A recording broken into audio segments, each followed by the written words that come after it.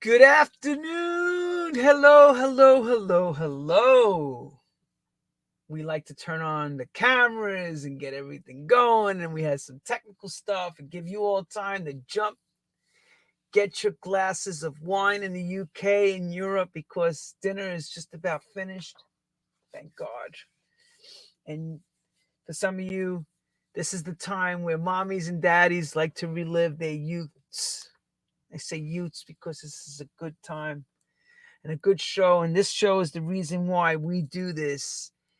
We like to make sure, for posterity reasons, that we have all these people telling their stories documented so we get the truth out and it's always there for you to go back and reference. And that's why we have this thing called True House Stories. But before we start, of course, a little endorsement from Defected Records, Faith Magazine. I'm in it this month along with Tony Humphreys, Barbara Tucker, and Don Welch Underground Network, Risa Garcia, House of Extravaganza, David DePino, a lot of stuff in this part two. Get to Defected, you'll see they have all these wonderful articles and a shameless plug of myself. Thank you very much. When the younger me was around, and it feels like a lifetime ago when I say it, but I'm so glad and proud to be part of something so wonderful. And thanks to Defected and the whole crew, Wes Saunders, Simon Dawson, Terry Brown, as aka Terry Farley, Simon Patterson, and all the rest for making sure to document all this information in print. Now, I will say this, maybe sometimes information could be somewhat cloudy, but you know what I always say? At least it's there for us to throw darts at. You know, you need the information because a lot of this stuff I'm learning. And unfortunately, as time is going on, we're losing good people, or, COVID had a wonderful thing of helping that along, doing what I call like a full clean out. And I would love to have gotten some of those people and some of those great interviews, or just I wish I could have gone back in my time machine, back in time, and say, hey, let me go and get such and such, like Larry Levan and Frankie Knuckles and all them. But hey, what am I gonna do? It is what it is. So, welcome to True House Stories, and good afternoon, good evening. I am Lenny Fontana, and of course, we like to talk about the UK, but now we're going to take the camera and go back across the pond, come to the United States of America, to the Midwest, place where house music was born and fortified by some great people. We've as you all know, we've had Marshall Jefferson on the show as our first guest and a godfather of house, and there's so many to name, Maurice Joshua and others. But now we're taking our lenses, and I'm going to talk to another brother in this game. And I'm going to say this in a very humble way. When others stopped, he decided to keep pushing on, meaning when the music changed, okay, EDM became the fad. He didn't see it any other way. He said, you know what? We're not closing these doors. We're going to keep going. Where other record labels felt, hey, you know what? I can't do this anymore. I don't want to do this anymore. He had the passion to say, nope, I see the vision from day one, and I'm not going to let this vision end here and end now. And that is Music Plant Records. And this Chicago brother, we're going to bring to the stage talented DJ, producer, remixer, vocalist, entrepreneur, because that's important. You have to be able to wear many different hats: record promoter, promotions man, DJ agent, you name it. He's probably touched it. With no further ado, I like to welcome the True House Stories, Mr. Georgie Porgie. Lenny! How are you? Good to see you, brother. Thank you, Georgie. Looking great. Studio Thank looks you. wonderful. Look at you. Look at the tan, the color going on you. Mwah. You look beautiful, kid. Thank you. And we're welcoming you to the show. And of course, people are stepping up already, excited to hear what you have to say. And yes, and a philanthropist he is. Yes, Georgie is a philanthropist. Many people on the chat already saying hello to you, and have a Hello, lot of love everybody. for you, of course. And I'm glad that you're on this show. We've been waiting to bring you on. I wanted to bring you on when I felt it's the right time. And I think you have a lot to say and tell us and school us. So no more of me talking. We just want to ask the question because I know he's gonna have a lot to talk about. All right. And Talk me? I don't know how to talk. No. all right. So like everyone clear your throat. So here this is how let, we let roll it me out. get a Ready? swig of water because I know this is going to be the question that just goes. Here we go. So if you gave a paintbrush to someone, if I wanted to call you a Picasso, all right. So in a sense, a Picasso or painter, and no one paints their life better than themselves. So I want to go back to a time when you were younger, as a kid coming up, and how does music find you, or you find the music? What brings you on this life path that you were chosen for? Going backwards, it was really, if we're going to go all the way back, we were fortunate to, my father bought us a Vitrola. I know people are like, what is that? Something we actually even had an 8-track recorder. Don't ask me how, but it was God sent. And I found myself, and I figured this out later, but in the beginning, there was a station called Disco DAI, and I used to record it. And I didn't know that I was recording. I just was gravitated to this music. I gravitated to soulful music. I gravitated to songs with just great feelings. It was one of those things where it wasn't one of those things where you just, wake up, even to the point when I finally get in seventh, eighth grade and everybody else is rocking out. I remember having a teacher, history teacher, who says, anybody ever heard of Stevie Wonder? And my hand shot up. And I was the only hand that went up, and I was like, brought it down slowly. But then he's like, no, no, no, you can leave your hand up. I was like, Stevie Wonder? I said, yeah. He goes, what other groups? I said, Earth, Wind, and Fire. And he's like, okay. This brother's, wait a minute, this guy's different. And then he starts asking, what else? And I was like, oh, yeah, a lady named Donna Summer. And on and on. And he was just blown away. He was like, because everybody else in the classroom was like, who is he talking about? Like, I was definitely speaking Chinese at that moment. But they were like, yo, this guy. And the teacher, and the funny part, we grew to have a bond later on as I became Georgie. But that's where it starts. And it starts from the love of music. And it's always been the love of music. Even today, when people ask me, what is it, George? Music. I love music. I've always loved it. It runs through my veins and it fills my spirit up. So from there, it went on to, um, I went out to my brother's party. He used to throw these big, big parties. And I walked in and there was a DJ there. And you could have thrown everything at me that night. And I was just staring at this little Newmark mixer that had I don't know if you remember the Newmark mixer that had the pin thing that would go outwards. It would the pulse meter, whatever you want to call it, was just a little thing went like this. And I was watching this guy on this thing, and it was in a little wooden box. It was a standalone little mixer, wasn't in a case. And he had his little 1200s there, and I was just mesmerized. And I was like, wow. Okay. And I watched how people reacted. And every time he played a record, they'd go crazy. And I was like, okay, that looks like that could be a thing. And then I was like, okay, I'm going to do this. I'm going to figure it out how, because we were, I always tell people we were so poor. We didn't have a pot to piss in or a window to throw it out of. And basically we went on and I said, I'm going to get a job. By 13, George was working. I was going to find a way to buy the stuff I couldn't buy. I was going to buy records, and I was lying to people, telling them, yeah, I'm 16 years old. Yes, I can work. But I went on and did it. And then I bought the records. I started buying records. And then finally I saved enough to buy that mixer. I was going to buy that exact mixer. And the guy behind that mixer was a guy named Mickey Mixon Oliver, who was a part of the Hot Mix 5. And I went on and convinced my sister. I said, listen, I need to get this mixer. She's like, you can't go to this.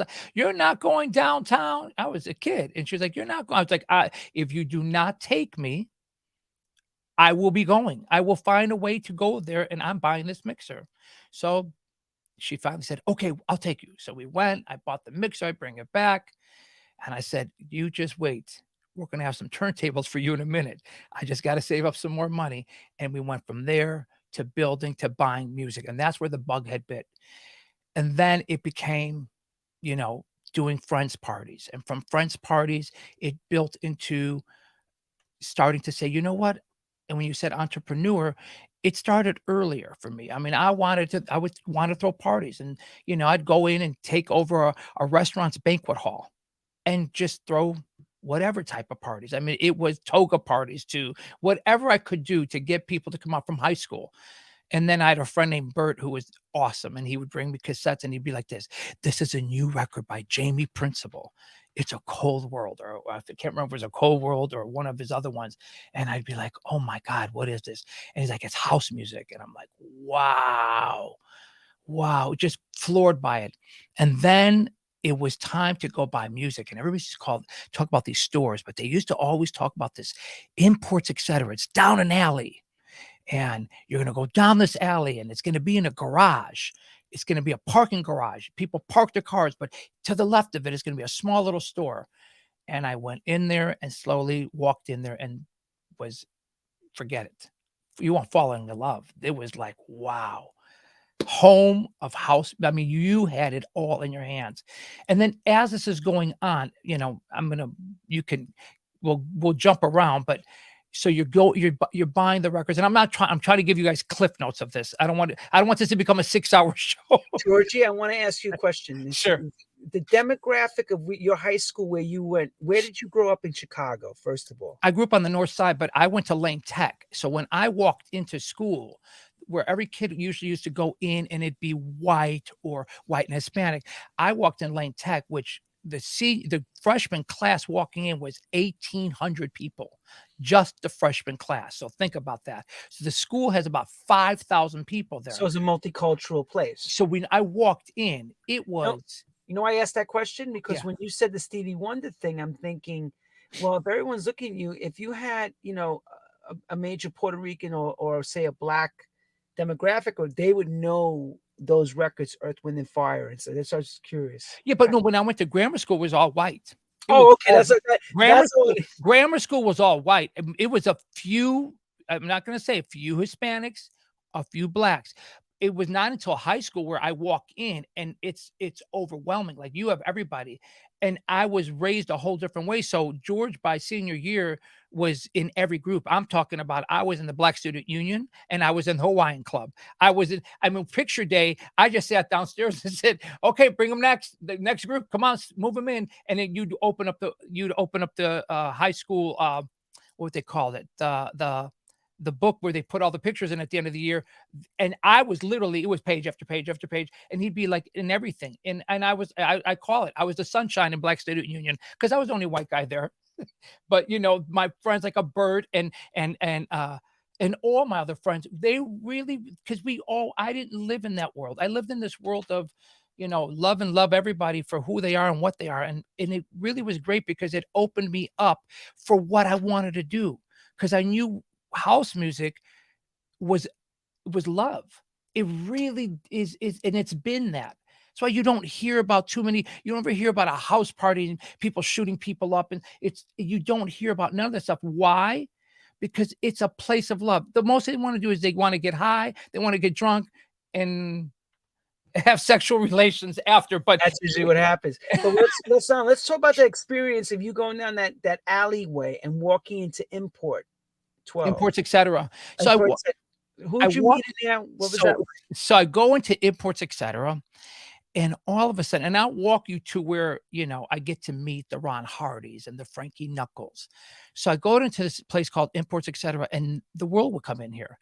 And the different people worked there. Charles worked there, if I can remember correctly. Chippy at one point worked there.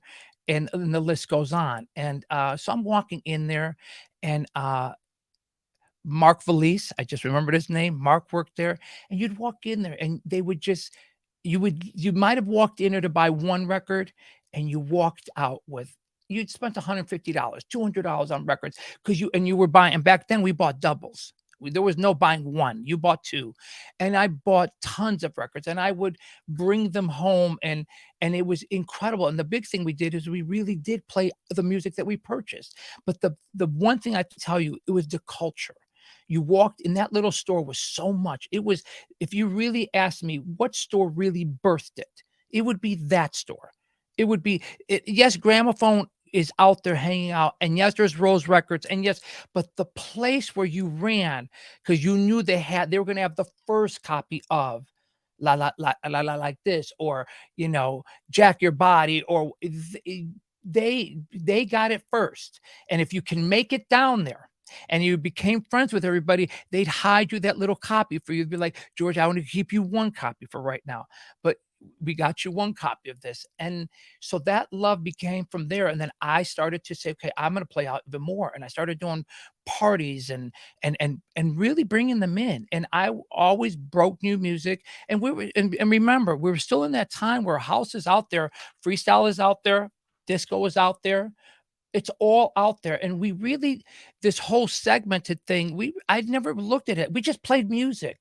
I'd walk in and I would play a freestyle record at my party, but I'd also play house music, and I would play a disco record.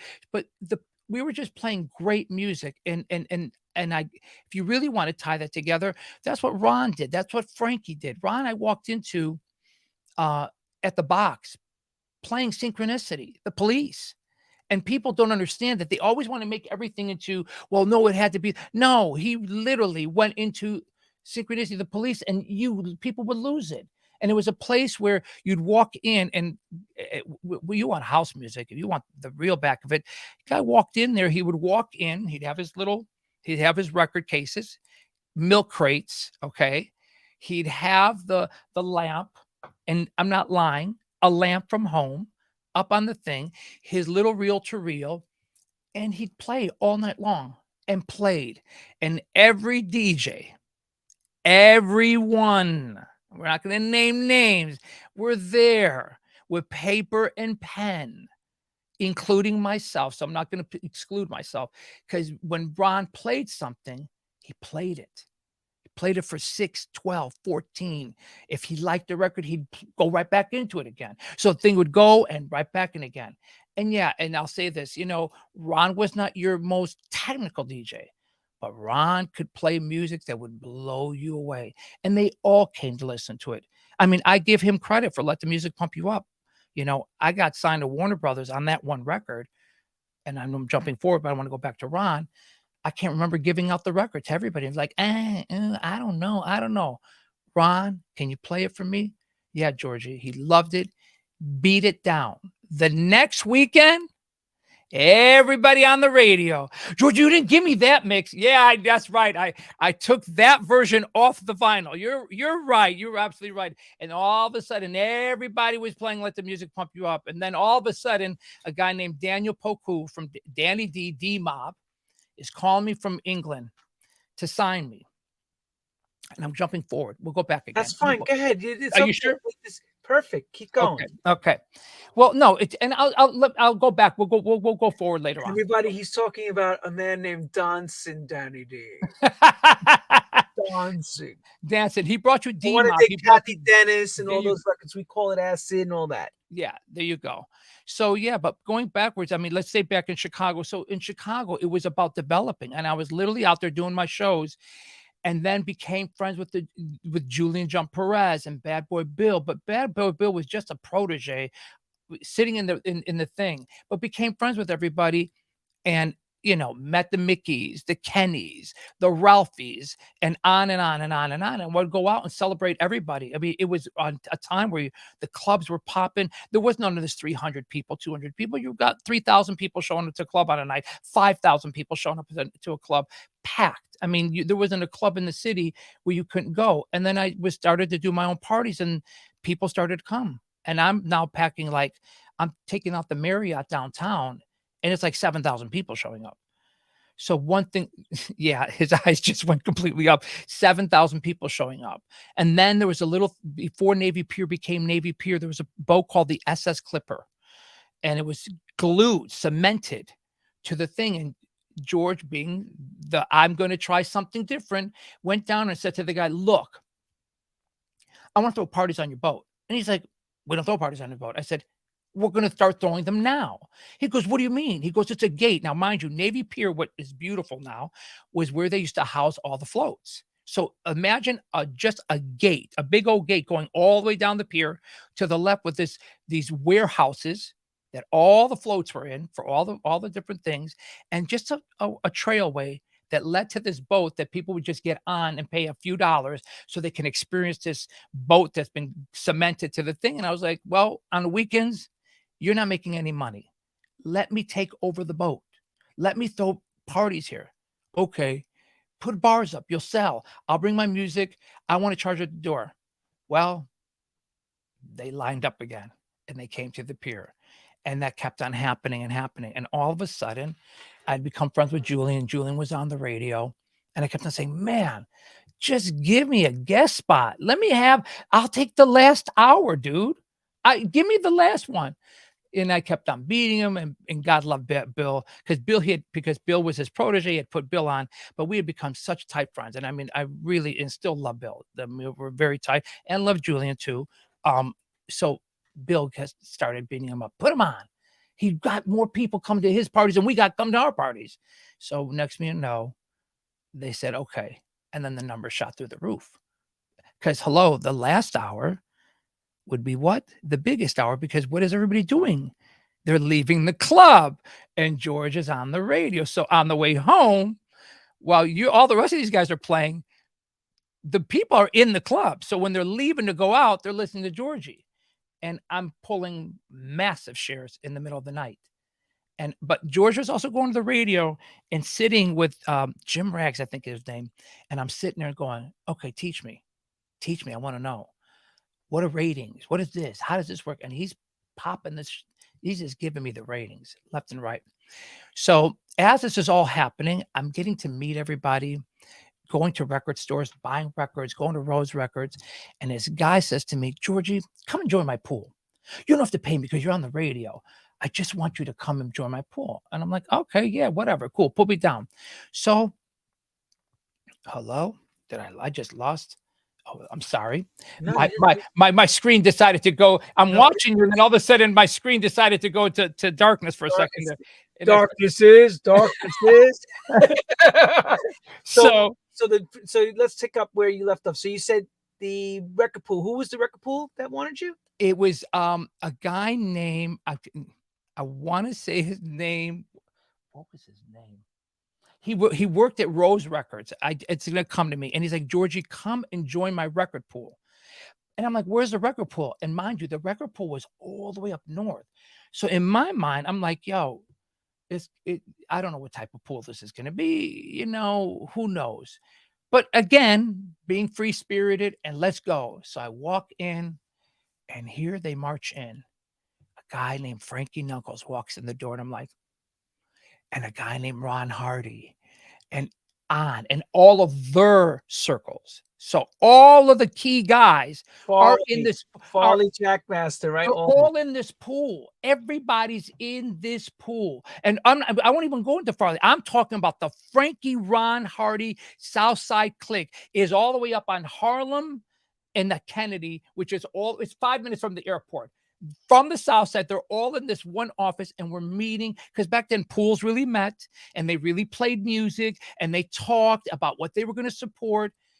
And I become friends with all of them, with every last one of them. I mean, to the point I got to play with Ron, because the pool would throw parties, and the guy would say, Georgie, you could come and play too. And I'm like, Ron's playing on that night? And he's like, yeah. And I'm like, oh, okay. So I got to get to play with Ron, not at the box, but at the parties. Like they would do parties on the north side, and got to meet Frankie and became friends with him before the world got to the whistle song and all that happens, where he moves to New York. This is way before that. So I got to know him as just Frankie from the record pool. and but George kept on driving between the whole entire doing parties, getting on the radio, uh, busted my butt.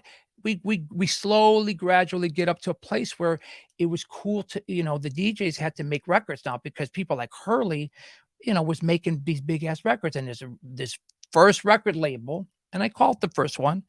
And I want to say one thing about how I really want to cover this in this whole thing, because this show is called True House Stories. I really want to put one thing to rest. There are many founders of house music. There are many people who led it, but there are many people who've carried the torch after. And I'm going to give you an analogy. If the Ford, the car Ford was made, and they made the first Ford, we're not driving that first Ford anymore. It's electric, and you press a button and doors open and things fly open. We don't get to this Ford because there's some other engineer that made it press a button. We needed the first guy to put that engine in and those four wheels.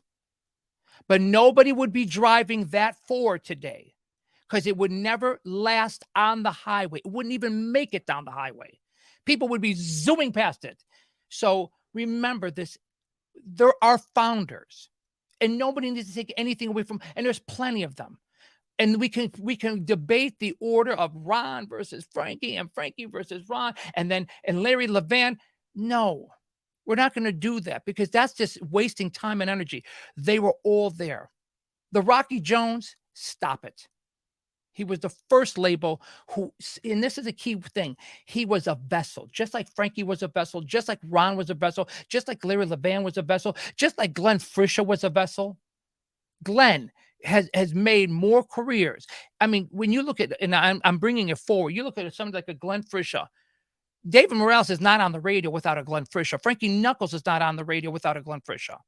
Even though Frankie was at the beginning of something, you don't get on New York radio unless somebody the name of Glenn Frischer anoints you and tells the program director, let's give him a slot.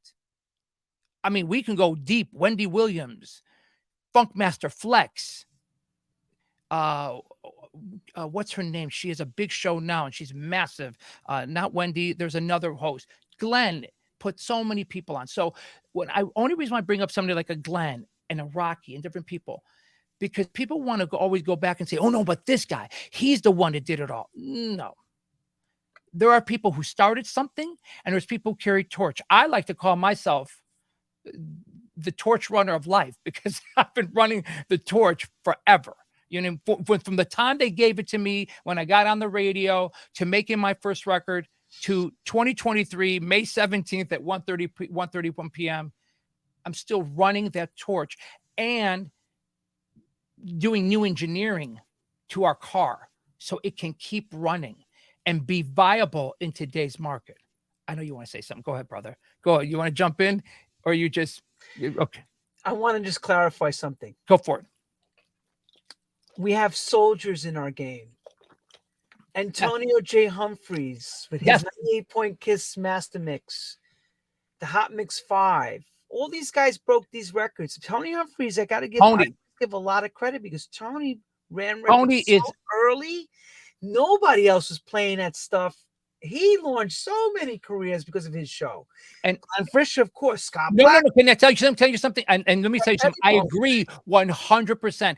I'm not naming them all because it's hard. Impossible. But Tony Humphreys, Jesus Christ, Tony broke. Let the music pump you up for me on radio in there. When I walked into the thing, I'll give you guys a funny one. I walk in, and the biggest thing is because I sang on the records. A lot of people thought the soulful voice, they're like, it can't be a white boy. Cannot. I'll give you a great story about Bob and Steve, but we'll go back over the pond in a minute. But Tony, I walked in the thing and he was just looking at me like, nah, can't be this guy. No way. No, we're I can see Tony's face looking like, I swear to God, because Leslie Joy walked me in, Leslie, oh my God, come over here. This is Georgie. Oh my God, and she walks me in to meet him, and he is just, you're the guy that did that record? You're the guy can see me go like that. You're the guy that did that record? There's no way. It's the funny part was I'll give you the same story. I go over the pond and somebody books, agent brings me in to do Bobby and Steve's show. And he's standing behind me. And they're like, we got Georgie coming in. It's gonna be great. It's gonna be incredible. Oh my God, Georgie. When and he looks at the guy behind the agent, he goes, when is he coming? What And the time is guy, Georgie getting here? and he's pointing down at me, and he's like, he's here. And he's like this. Get out of here. Georgie's not white. There's absolutely no way that Georgie is white. I know y'all. Do you like my English accent? My people from London. I love y'all. You're Here we doing go. good. And I got to send a bunch of shouts out for everybody because they're all watching. So I got to shout them out. We're going to shout out. We'll do a little station, little things so I can shout everybody out. But I said, Remember, everyone, don't cane him for the English accent. It's a good replication. So lovely, lovely. It's lovely, Georgie. It's lovely. Right, Andy? It's lovely. Because Andy, I tease him all the time about lovely. So I go there and they're like, there's no way. So they just pot up and they go, they said that Georgie's in the studio. Okay, mate, if you are Georgie Porgie, sing right now. And I started singing and they're like, oh my God, Georgie is white. And it was the funniest shit. And that happened over and over. Anyway, so that's a side story. So back to the whole house music. There were so many people who carried. Tony Humphries, God love him. My English people, I'm going blank on the people right now. Who was it that did Paul Trouble? Paul Trouble Anderson. Who was on BBC that broke all the house music in the beginning? Danny Rampling. The Love Groove Show. Absolutely. 100%. If there was no Danny, there's no Georgie. And there's many other people you would say there's no of, but Danny Rampling, oh my God, the Pete Tongs played it, but the Dannys started it, the Tony Humphrey started it, the Glenn Frisha started it, the Larry Levans, the all the different people I'm naming, these Ron Hardys, these were people that were out there doing it, and the Frankies, so I don't want to take ever anything for it because I love Frankie. He was a dear friend. I adored him. Whenever we saw each other, let me tell you something, the hugs, we would talk the whole 9 yards. So I loved him. And then the David Morales there's so many people that have been at the Terry Hunters. There's so many people who really busted their butt to do this. So anyways, back to Chicago. So I'm out there doing records. And then it was time. I was like, okay, the records are doing really well. But Georgie, isn't it a compliment when they think you sound like a black man and you're not black? Is that something that blow you away? That is the most beautiful compliment in the world. I used to come home and ask my mother, I'm like, okay, come on, tell the truth. Who? Dad, not my dad. Like what happened? Where did this voice come from? Because since you so wait a minute. So let's get the reenactment because this is a legacy moment in the Bobby and Steve Kiss in the Kiss studio. What did you do? They said, "All right, I started to sing. I just broke out. What did you sing? Let the music pump you up. Let the music pump you up. Don't stop till you get enough. Just let your body go. This is the record that Danny D signed. Daniel, right? And then all of a sudden they were like this. Like the mouth, they were all. They said Georgie's white. It was pretty funny. It was classic moments in house music. I love it. All right, so we're back to Chicago again. So now your life is starting to take off, and you have the deal with the record label, and you're running around now. So you're getting a different. It's overnight. It is literally like somebody turned on every single light. That's the best way for me to describe it. All of a sudden, you go from being this kid who's just trying to get. All you're trying to do is listen. When I made my first record, I'll go backwards. All I was trying to do is get paid more money for my DJ gigs. That was it. We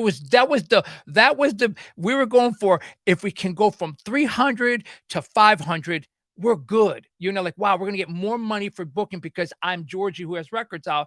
But never in my wildest dreams did I think by like, what is it? Baby Come Back, Let the Music. What do you remember? Third or fourth song in, Warner Brothers is calling, and this is a great story. So I hang up on him. Daniel Poku goes, "Hello, Cheerios," whatever. He goes, "Georgie, love to sign your record," and I'm like, "This is Danny D." Now, mind you, at that point, I'm playing everything that this guy's doing. There's not a record. And I'm like, oh my God, I'm such a fan. He has no idea. And here he is calling me. And I'm like, there's no way. So I'm like, hello, this is Daniel Poku. I'm Danny D. I said, yeah. And I'm the president of the United States. Click, hung up the phone on him. He calls me, goes, I'm so sorry. The line got disengaged. I said, oh, we're going to keep this whole little English thing going. Wow, that's pretty cool. I said, you're a comedian, aren't you? He goes, mate, I'm Danny D. And I'm like, yes. And like I told you before, I am the president of the United States. Huacata. Hung up on him again. He called me, goes, have you lost your mind? And I said, I'm like, he goes, what's going on? I said, are you really him? And he goes, yeah, I'm really Danny D. And I'm like, what do you want? He goes, you have a massive record here. I want to sign it. And I'm like, where's here? And he goes, the UK. And I'm like, okay, wow, this is really like, wow. I'm like, I wanted to say so badly. I want to say, how'd you get my record? Because I had no clue that I was walking over to Gherkin. God love him. I can't think of Gherkin. It was a distribution or Cap Exports. I'm trying to remember these names.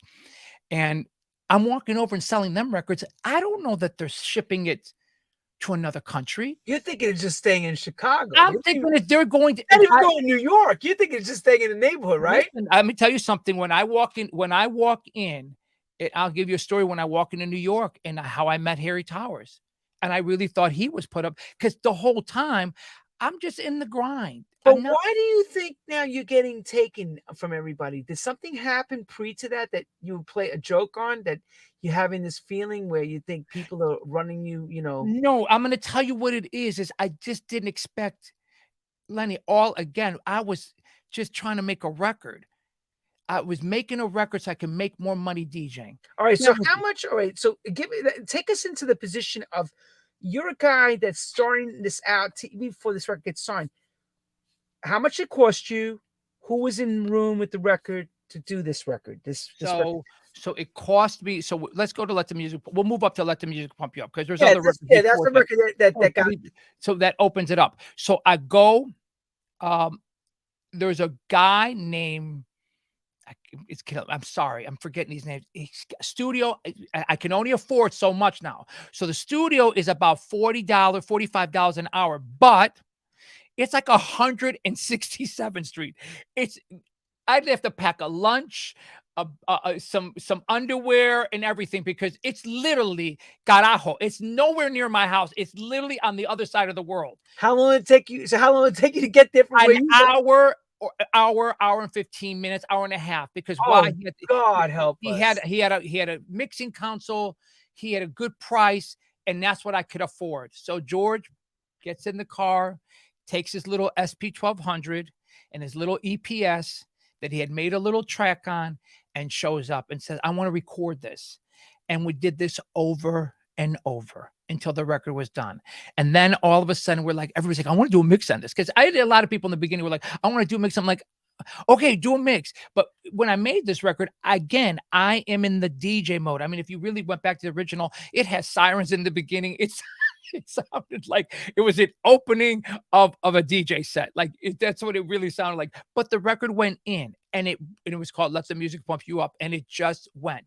So, and this is pretty cool because it goes out, wrap around. It's something very cool that happens. So I go make the record. I go press it up. Credit card. I tried to get it signed. I tried to get my record signed in the beginning. People were like leaving me in the hallways. Georgie, tell them the year that this is. 1989, 1990, somewhere around there. Everybody, let me say it real clear. 1989. Okay, let's get it clear.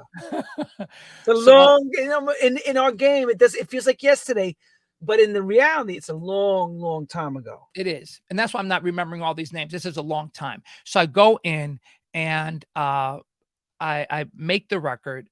I pressed the record because I was playing my records for people and they kept on telling me, nah, no, thank you. And I was like, whatever. So I didn't give up on the hope. They were mean back then. Pass, get out. They were saying, Listen, "Nah, they'll get listen, out of here with that." they crushed me harder than that. Somebody who I've become They dear, were dear friends with, mean back then, they you left me, that one left me in the lobby for, I would say 2 hours and never took the meeting from me. And another one came down and said, "Hey, by the way, he left a while ago." Yeah. So, And but the funny that's your part, now, if you went back to that kid, Georgie, he was crushed. Oh my God, crushed. But this man today can tell you it's the best thing that ever happened to me. Best thing ever happened to me, because it made me have to go what? Go press it myself. So all of a sudden, I'm learning a business. I mean, when I say learning a business, you guys, when I pulled up to imports for the first time to go and sell them a record, I walk in and say, "Would you buy some of my records?" And God love him, because I spent so much money there. He goes, "Yeah, I'm going to buy some your records." So I he brings in, he goes, "Give me an invoice." And I said, Huh? "Invoice? For what? What's an invoice?" He Yeah. goes he goes, "Put a piece of paper, put your name at the top, put a number, put a date, put the amount like lay it out." He told me how to lay it out. Walked in the car, got a piece of paper, wrote it up, walked back in, gave him a box of records, gave me money. I said, "Okay, this is cool. Wait a minute now.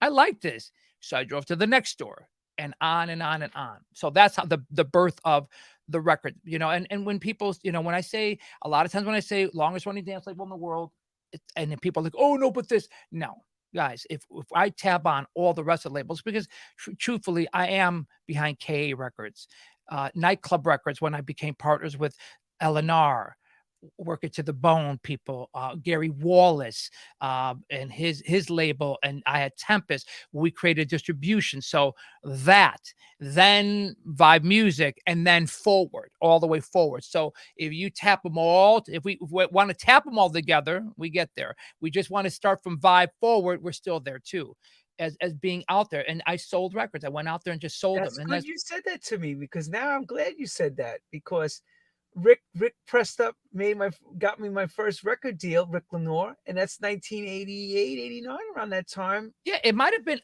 Lenny, and I won't be surprised if was it on L&R's label? Yeah, it was on on his label. House Jam, there you go. And Yeah. at one point, so me and these guys, uh, I had met them and become friends with them, and we're sitting at the New York seminar in New York, Manhattan, at the Marriott Marquis, and I turned to them, I said, "We're never gonna get paid." Because back then, you had to have one record, to have another record, to have another record. I said, "We're constantly struggling to get the next invoice out to get paid on records." And that Why was that? You have to explain that, Georgie, because people don't okay. understand what that means. I know what that means, Yeah, but no, okay, so basically what happened was, so back then records were sold like this, guys. It would be, you'd sell to a distribution like Unique, Donna Russo, and you would sell to her, and then you would sell to somebody like a Donna. There you go. There's a picture of Donna.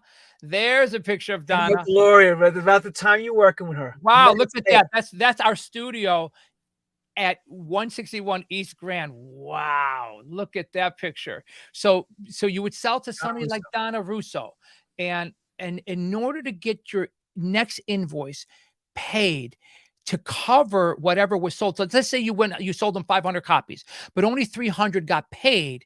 They wanted to make sure, because they used to do returns, they wanted to make sure that they're not paying you on something you're not going to have another record. So if you kept the cycle going, then the money kept on flowing and the money kept on flowing. That's why some labels had hundreds and hundreds of releases constantly going, because they needed the cycle to go on to get paid on the next one. In other words, to get paid on one, you have to have number two. To get paid on two, you have the number three. So we weren't pumping enough I wasn't pumping enough by myself. L&R wasn't pumping enough by themselves. Gary wasn't pumping. So I set up in a room with these guys, said, "Let's go back and create a distribution company, and we'll create a label that's ours altogether. And we'll pump it, and that'll help." And the birth of, that's how we got offices, and that's how we're able to build studios together. And that, at that point, that's how we get Nightclub Records, which is, some people don't even know, but like Black Tracks, all the Black Tracks. Your mind is going crazy. If Papa do it, sound familiar? Yeah, that was my voice. That was me doing that stuff. That plus the voice that does the "Your mind is going" is Larry Thompson. And then each guy would make his own little tracks. Ricky would make his, and we would put the little 6 of them together, And that's how you got Black Tracks volume 1, 2, 3.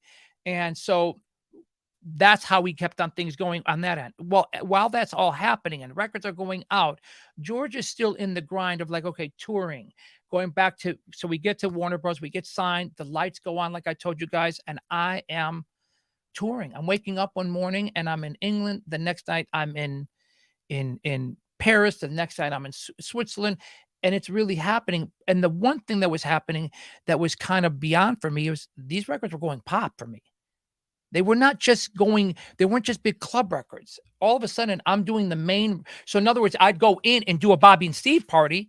And then all of a sudden, I'm going from Bobby and Steve's party to go do something really, really like a big pop club with 5,000 people in it waiting. So I was going back and forth through all that other stuff. And that kept on cycling and happening. So as I'm growing this, and a lot of people will well, this is a good place to explain to people. A lot of people would be like, oh, no, Georgie's pop now. No, Georgie was always house. Right here. You see it? It's right here. I am house. But why did they say Georgie's pop? Because I'd gone because I'd become popular. See, everybody wants to take pop and make it into a genre. It's not a genre. It's just popular. Records become popular and they become so much popular. So I was able to cut through where other people couldn't cut through, where maybe your record would go out and it became really big in the clubs and you got on the club charts and that was the end of it. But I was able to always break the barrier, even with records that come later. I've kept, and back to keeping the label going, I kept that little wheel turning and kept it turning and kept it turning because I was like, even though I signed to Warner Brothers, I was like, something in the back of my head said, just leave this go, keep it going. And that's how all of a sudden I'm getting signed, and then people like a Terry Hunter approaches me, says, I want you to manage me. And I'm like, get out of here. I'm not managing anybody. I'm not doing it. What do you want me to manage? No way. And it was constantly, when you asked me that question before, it was like, Georgie, why were you always like, it felt like, because it wasn't real to me. I was just going out to be Georgie. Just that's it. Make a record, make some money, do what I love to do. And people are really noticing it. I mean, and they're noticing it to the point where they're now starting to call for remixes. And I'll bring it upwards where, we're starting to do different people. And then a guy named Frank Sorello. Do you want to do his voice? Or are we going to leave it there? We'll leave it there. So Frank calls me. Georgie. There you go. There you go. So Frank calls me, and this is moving forward because remixes are coming in. I had started a new company, which was Vibe. The thing I did with my guys, with what I had with Nightclub Records, it came to an end. Like everything else in life, there's chapters, and you have to move on. All love. Gary, Ricky, Larry, nothing but love. Moved on, created this thing called Vibe Music, and brought in, at the time, somebody who I was watching and helping and taking care of and being a part of, which was Maurice. And we start this. And we went out there, and people like Connie V and Xavier Joshua and Matt Rivera and Cindy Lopez, and Terry comes along with me to this venture. I kept on managing him. That's how you get Aaron Smith, UBQ. The list goes on. And now, I forgot one small thing. Going back to the Let the Music Pump You Up. So Danny gets signed. Danny calls me and goes, there's these guys out of New York. They're really great. You should give them a chance. Let them do a remix on your record. I'm like, who are they? He's like, they call themselves Masters at Work. And I said, wow. I said, send it to me. Let me hear what they're doing. And they send me Masters at Work. And I said, you know what? Yeah, let's put them on. Let's hire them. Let's put it on. And they send me something. And the first one, I was like, no, senor. This is not hitting. Tell them to go back on again. And they did it again. And incredible mix on it. And so those things start to happen. And I only bring up something like a Masters at Work and getting them, I don't know if it was their first one or one of their earliest mixes on a major, because it might have been more. I don't remember and I don't recall. But I know I was a part of that. So yeah, I think it's around the same time Mark Anthony gets signed to Atlantic. It was around the same era. Mm-hmm. Early 90s. That comes after, because I remember the whole Mark Anthony coming after. But anyway, so Warner Brothers, I'm still doing the records. I start this other label. We're creating this. We're moving. We're really starting to. I really am starting to get a gist on the business and understanding it. And you get people coming at you left, right, and center, and the mixes are coming in. And then back to the story about Frank. So Frank calls me, and he's like, and we had to develop such a great friendship with him and relationship. And he's like, "Look, I want you to remix Michael Jackson." Now that's not the real Michael Jackson, Is the but I picture got you gave me. but I got to meet but I got to meet the real Michael Jackson, but I really needed when we saw that picture, I was like, if I'm gonna tell this story, let Mike be this is the only picture I have with a impersonator of Mike, but I got to really meet him. So and I got to meet him in a whole different way. It wasn't even through music. It was because of music, but it wasn't during the mixes stuff. So I get to uh he calls me. He's like, I want you to pick which remix you want to do when we're going to do a remixes of all the stuff. And I'm like, okay, so what's left? And he goes, what do you mean what's left? And I said, oh, I know you've called everybody and gave everybody a remix. He goes, no, you're first. Pick. I was like, wow. Because at the time, Vibe was just on fire. We were just doing everything. We were doing the Dina Carols. We were doing everything. Maurice was on fire, doing really well. He had come out of that whole ID thing. It wasn't even ID. It was that whole Hurley thing. They all that had come to a chapter and end. And I'll say this. There you go. There's Maurice. That's There's that era, Jerry. right? About Wow. There you go. There's Jelly Bean. That's exactly the era. Harry G, Barry Connie G. V, Yep.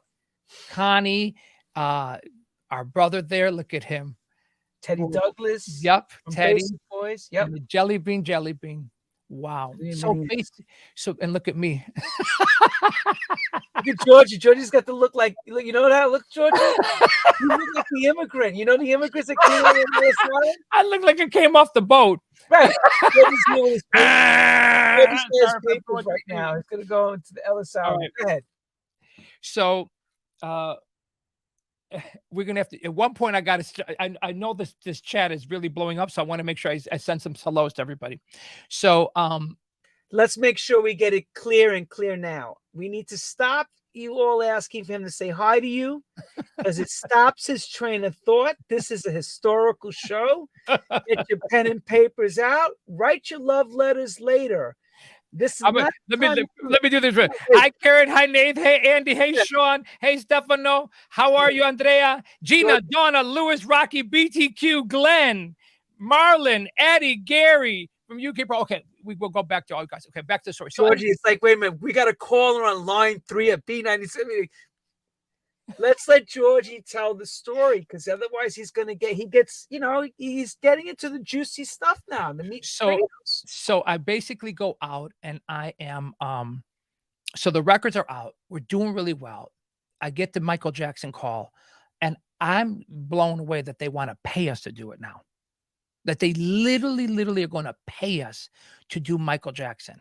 And this is still around the time I'm still with LNR because the call comes in and I'm like, no, I definitely want to do it with the boys. I want them to be part of it because I've always been about what came to me. I wanted to share it with everybody. I didn't want it to be about me. So if somebody goes to go find it on the anniversary and says 4 on the floor mix, that's the 4 on the floor mix that me and the guys did. And we were all a part of it. And I brought people in, but the call came to me because, again, I had become friends with him. And remember, I'm having another portion of success out there. I mean, I'm having this, and I'm not taking it away from anything, but when these records are going pop, it brings a whole nother light to you instantaneously that some people might walk past. Because they're looking, remember, the Frank Sorellos and all are in the same prism as everybody else. They're looking from the same eyeglass. Oh my God, he's on the radio. Oh, he's doing this. He's on the show here. He's doing this. He's doing the BBC. He's going here. He's going to do radio. So that's happening. So we did the 4 on the floor mix. But don't forget, everybody, at the same time around this time, Crystal Waters changes the game and house music really hits radio in America. And it's just about timing. And then they do so that at that point. So we do the remix. Bruce Carbone at that time. Bruce Carbone. Exactly. So we do the thing, and then you're right. Right after that point, ushers in Crystal, Cece. So all of these people are starting to get on radio too now, and they're starting to come in. A lot of people have no clue that Georgie was taken access to the door by himself. Right. I was going to B90. When he says B96 or GCI, I used to sit in the hallways by myself with a bunch of major labels, and he'd be like, "Oh my God, get away from us with this damn house." I mean, I'll go backwards. I'm walking into places and doing these type of things, what we're doing right now with interviews, and they'd be like this: "Oh, house music, you making a house? Oh, that's so nice. This is going to be so nice. You're making a house." I'm like, "No, house music." And they're like, "Oh, house music. You music? Oh, you play music in your house?" And I'm like, "Okay, this is not going anywhere." I'm not. That's how, when I say I'm walking into places and they're like, "What is this?" So then the crystals come in, the CCs, the records are starting to happen, and their The records start genre happening. becomes real. The And genre becomes real. they really, I have to say, at that point, that helps because the majors all of a sudden jump into our game. And they jump into our game because, and this is the thing doesn't, they've said, "Wow, this is going to be real easy and cheap to do. This is going to be the easiest money we're going to make because all we got to do is pop them on the radio." Excuse me for taking some water, but all we got to do, guys, is just put these people on the radio, and they get into our game, and then they get into our game so thick that now all of a sudden they're like, "Let's take some of our pop artists and go get them remixed."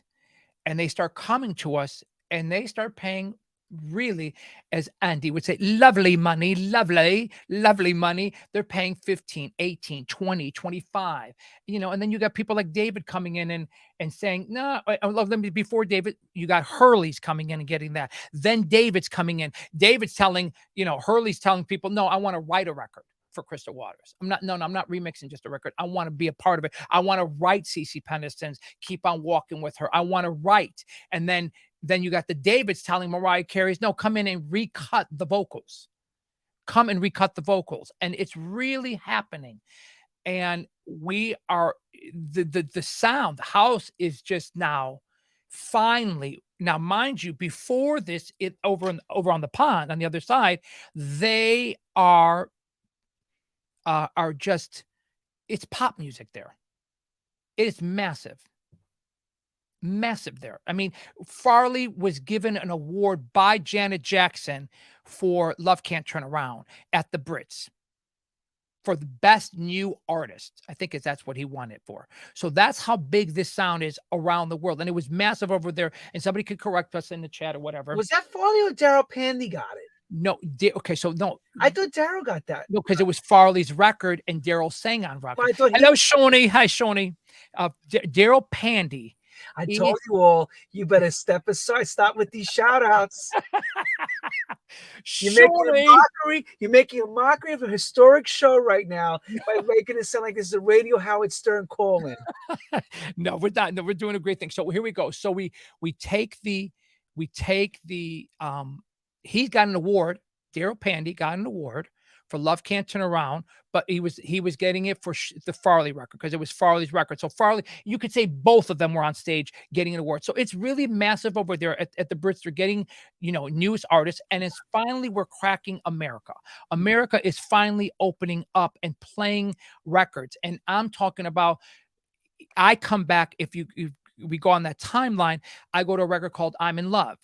Now, right before I drop I'm in Love, hip hop is really at our heels, and they are banging to take down the doors because it's nothing but house music from coast to coast. Finally, from the Mississippi all the way to LA, and LA's never been a house town. Never, ever, ever. They've always been R&B, and I won't even, I'm talking about New Shoes, that type of R&B. We're talking a whole nother animal going on the West Coast, stuff that, West Coast is different. Yeah, West Coast was different. Way different. But East all Coast. of a sudden, they go house. And I'm in the middle of that again. So from the Mississippi all the way through, this record called I'm in Love goes on to pop radio. I'm in love with you. I fell in love with you. So now all of a sudden and I have this house version because I remember Barbara coming up to me and Barbara goes to me, "Georgie, they're playing a different version on the radio." I'm like, "Yeah, because we did something for them She goes, "But the one that I love, the one in the house." I said, "And that's great. When I come to the house club, we sing in that version." And I'm going and coming there and I'm doing Louis' party. What was the name of Louis' party that did the The Underground Network. the Underground Network? There you go. It was actually Barbara's and Don Welch and Louis. Let me make sure I get that correct because I don't need to. Barbara and Don, yes. Barbara and Don's show. It was their thing, Yes. and Louis was their DJ. So I'm going to go do the Underground Network. Actually, she just sent me the most coolest coffee table book she's putting together, and she has me in there from that what I just finished, the Underground Network.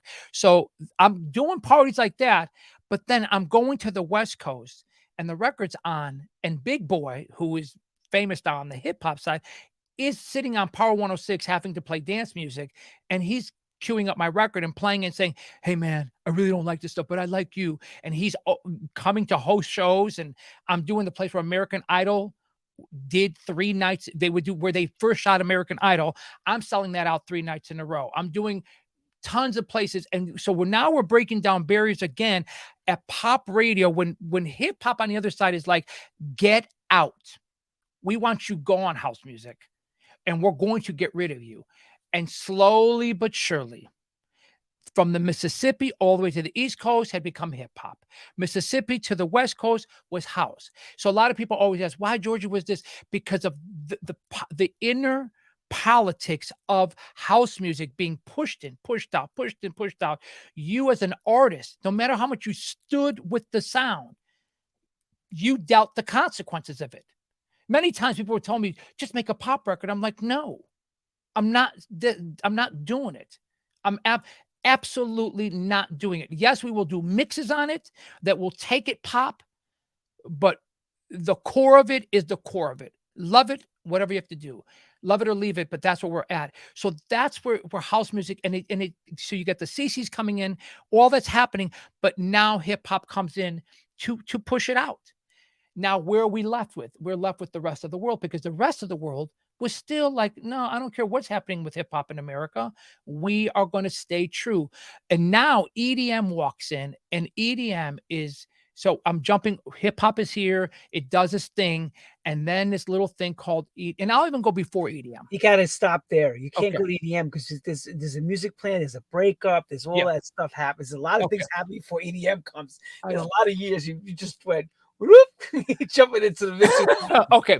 So if we're going to go back to Vibe, so Vibe goes in, we're 3 years into it. Things are incredible. And my partner and Connie want to create another company. Now, what I'm not going to do on the show is we're not going to go into the thing of it. No, you don't have to go into that. Listen, it happened. It It happened. happened, and they decided to go with it. Blessings. They went. Everybody else stayed with me. From Terry, UBQ, Xavier, his brother, stayed with me. Cindy, everybody. Just the two of them decided to go create a new venture. God bless them. So we kept on going. So we're 1996, 97, and we're going. But we're in the middle. A reason why I want to, and it's good that you said that, but we're in the middle of this hip hop coming in. House is being pushed out. You are sitting and remember this, you have a whole staff now. And you're trying to make sure that they still get paid. Strictly Rhythms on the East Coast, with all the different labels. You had Strictly, you had Nervous, you had them, you had us in Chicago, and there was others. I'm not going to take anything because too long to take about everybody, but there was others here. But we were sitting as a force that, like, for instance, when the Billboard Summit came, it came out of my office. That happened out of my office. Larry Flick sat in my chair for days on end while I would go on tour and worked on putting the Billboard Summit in Chicago. So as we continued on, we kept it going, even when things were as dark as they could be, and didn't see a light at the end of it. And then all of a sudden, there was a thing also happening overseas. Overseas, all of a sudden, we got this two-step coming in, and what they called garage, right? And they called it, what do they call it? The garage. The garage. Yeah, they called it the garage. They all of a sudden they're coming with this garage thing, and you're getting hit that way. So now you're sitting here. West Coast has not gone hip hop yet, but they've gone harder on house. So that hard house is out there. So that's another thing that people don't understand with this whole house music. It's been restamped 100 different ways. And we'll talk about the EDM thing because I think that's just nothing but because what everybody was doing was like, wait a minute, this is such a phenomenal thing. It's a phenomenon. We're going to put our names on it. Garage, I'm going to do a two-step thing. Everybody starts to take it and decides to call it, and that's how we get this sound that becomes so segmented. Mm-hmm. And then they were like, well, it's just dance music. Well, let's just call it dance music because we need to they were started to segment this so badly that it was like, wow. But as an artist, a producer, I'm managing people now at that point, remixing, like he said in the beginning, all those titles, you're trying to figure out how do you navigate this? How do you navigate this machine? How do you stay relevant in this day and age of this whole explosion happening their way? It's happening this, and you had to go in and you dug your heels in and you found the pockets where it was happening and you stay true to it. You just stay true. We would go to Italy. I love God love you, Italy. God love you. Like even right now, I'll give you an example. Italy has veered off of house. This new generation is not there. The biggest DJs that I know personally, the Stefano Paynes, Andrea Sotoros, Frank, all these people, they're not even playing in their backyard. Well, Stefano is and stuff like that in his hometown, but the big DJs have to go out and play because it's veered off. Now back to that thing. So back to the storyline.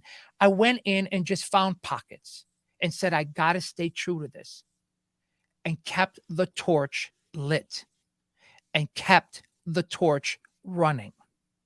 That goes back to my early thing about when people say, oh, but this happened and that happened. No, you cannot take away what every single person's done it. Lenny's done his portion of it. Everybody, all of us are part of holding that torch and running it in different ways.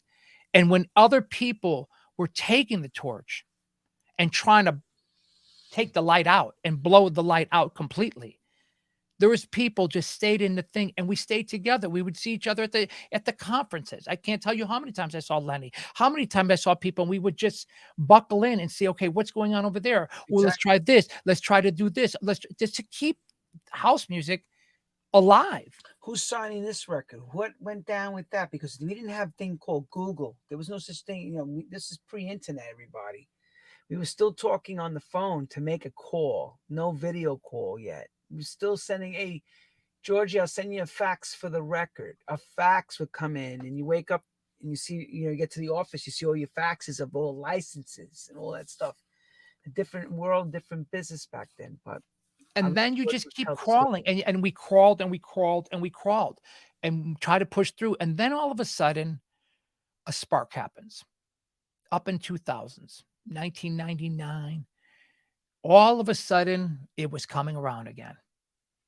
What was coming around, what the kids call today jackin' house, we call disco filter. And we were making these tracks. We were taking old disco records and taking our favorite little parts and putting some drums underneath it and stretching it and playing it all the way through.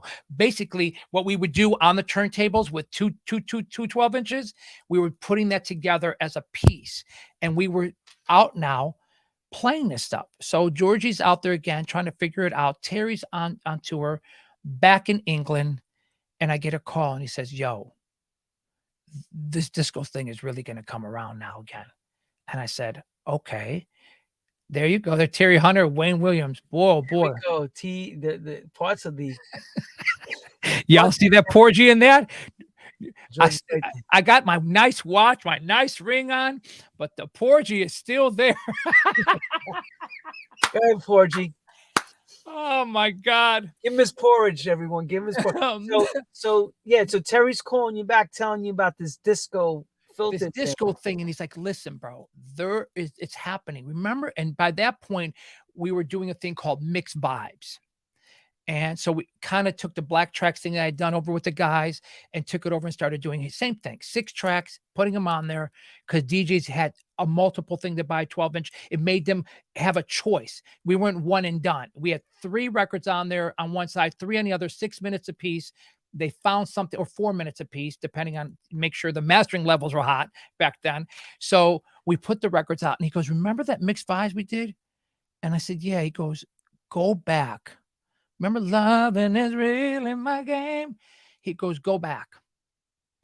There's a piece in there. So I go back and I'm listening, and I find this little nugget. And it goes, I would go, da-na, da-na-na-na, and I start writing. Now, I'm going to show you how mad George is at this moment. At that moment back then, I was livid. I hated the fact what had happened with the industry. I was mad at pop radio because pop radio was playing political games. They wanted crazy money to be on radio now. Majors are pushing us out that way. You're getting hit every which way possible, and you're trying to keep the doors open. And I say this on True House Stories today. So all you people out there who run around and, I did house music, blah, blah, blah. No, people like us stayed and held on so you can do what you do today because they wanted us out. So I sit down. Take that trashy gay shit out of here already. How Oh many my times God, have you heard yeah. that? Oh my God. We'll talk about the Grammys, how they didn't want us there too. The Grammys. want The Grammys want none of this. They They didn't want none of that stuff. And then a guy named Harry Towers and a few others, What is his name? Oh, his record label. I can't think of his name right now, Papa. I'm sorry. Ramon Wells. Ramon Wells, Harry Towers. I'm sorry, you guys. The names are not popping up to mind, but we'll talk about. All right, we'll get there. The Grammys thing. But let's go into. So all of a sudden, I'm mad. I really am mad. I'm really not happy because it's been such a struggle at that point just to keep it going. And I sit down and I take that little sample, that 4,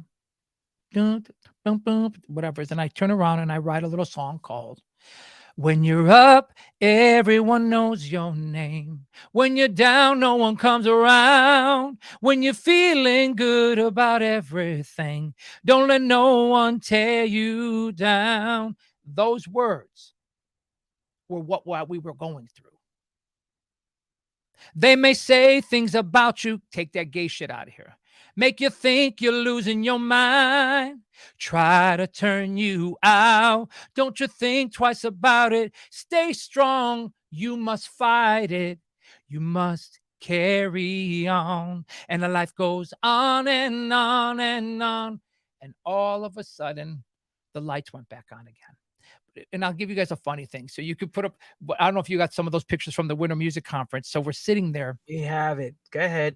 And I'm doing the Winter Music Conference, you guys. And this is a great story because I'm mad. I recorded the record and I'm playing it for people like Harry Towers is doing promotion for me, for the company. And he's like, Georgie, this is a hit. I'm like, yeah, whatever.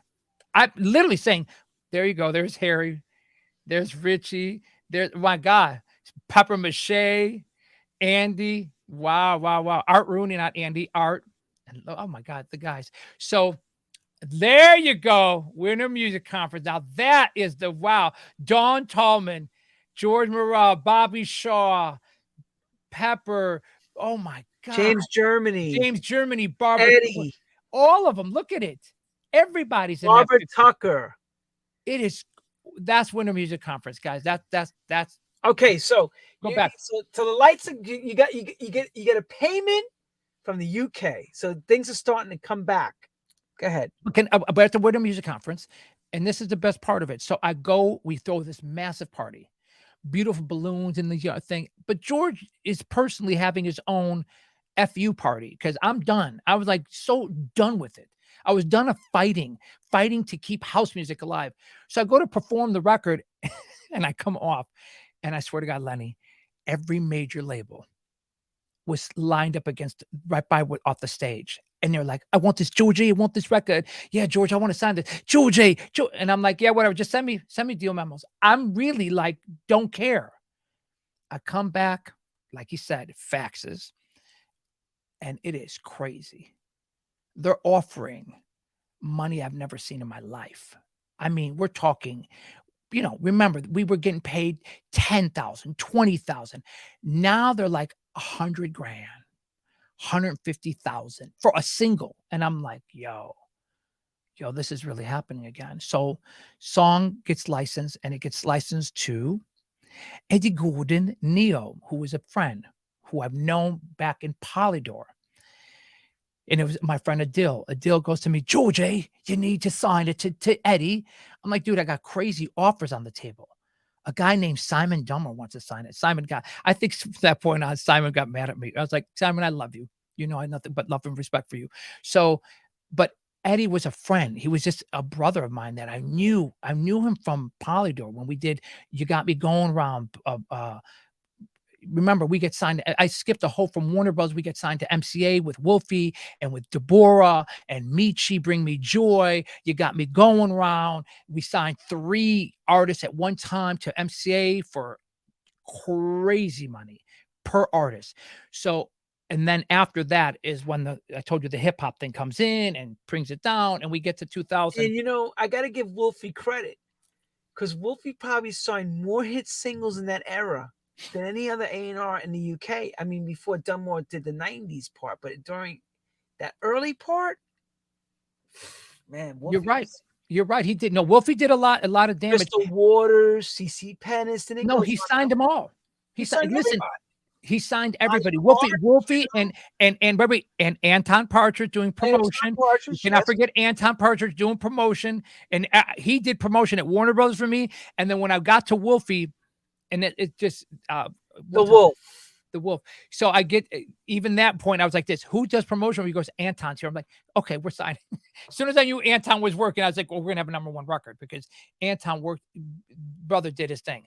So back to the thing. So we signed the record. I go, "Eddie, let's do this." And next thing you know, now God had another thing in store for me, like through the roof. We're talking pop everywhere. It's selling crazy amount of copies. It is on every compilation.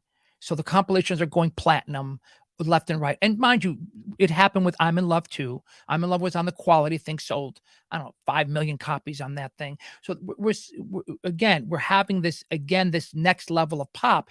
And so George is also fighting this whole being popular but loving house music. And a lot of people will walk past that because they'll be like, oh, well, because he became pop. And I'm just like, no, homie. The pop part was keeping the lights on. It's making people come back to this what we love, house music. Because if we don't bring them back, you're going to be playing to an empty ass room. Stop pretending that you need to play it. You need to it needs to be, don't be, and I always tell people, don't be so cool and underground that you're cool and underground and broke and you've destroyed the business. And that's what kind of happened also too. Everybody wanted to make it so dark and, it's got to be cool. No, cool means we don't have a popular amount of people coming to our things. So thank God that happened. And it just opened up doors, beyond doors. I mean, things were happening like I'm on the BBC. I mean, I'm literally leaving the BBC and going to have breakfast. And the lady would, you on the telly this morning? And I'm like, yeah, but I want some eggs. You can hold the beans. I love y'all English breakfast, but you can hold the beans. Give me my toast, give me my egg, give me my bacon, and I'm great. So, and not only happening there, but it's happening I'm going to Canada.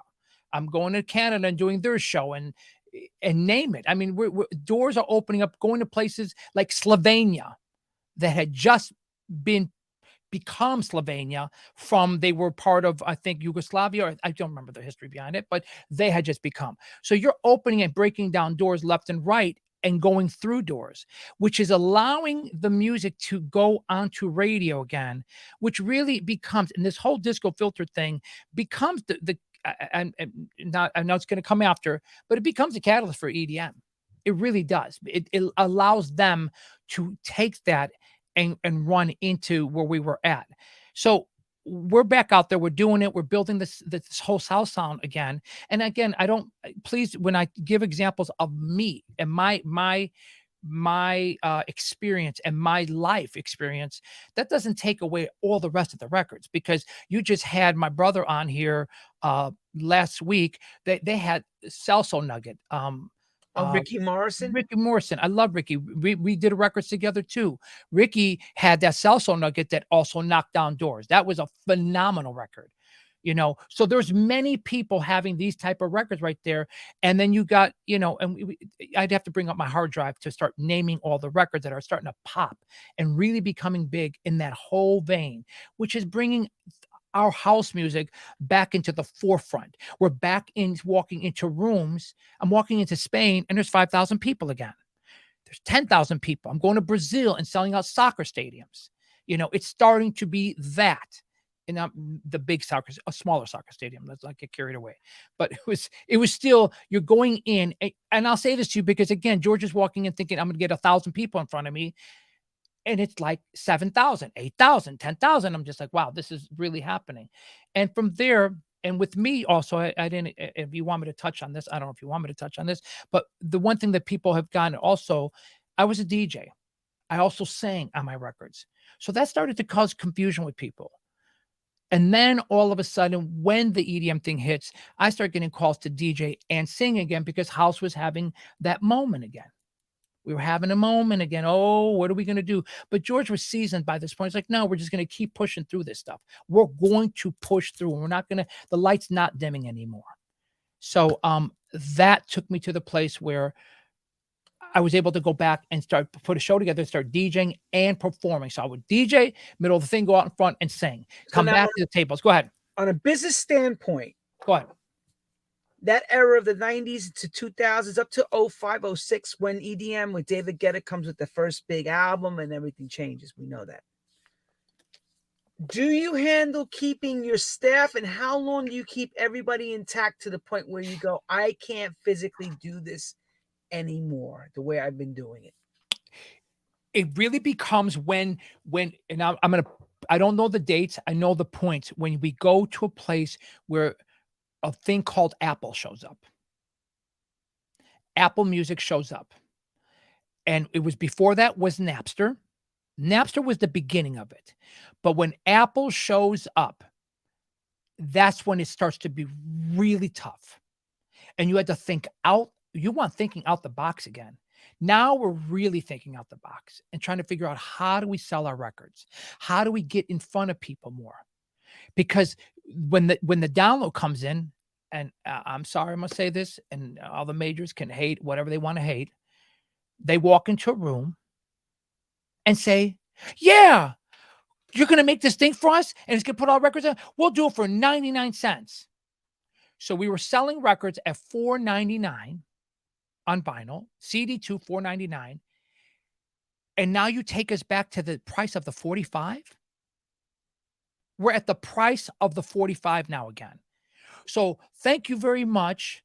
You really have done everything to put us out of business again on poor business decisions. And I'll say this also, in our house, beautiful industry, in our music industry, we have many false prophets.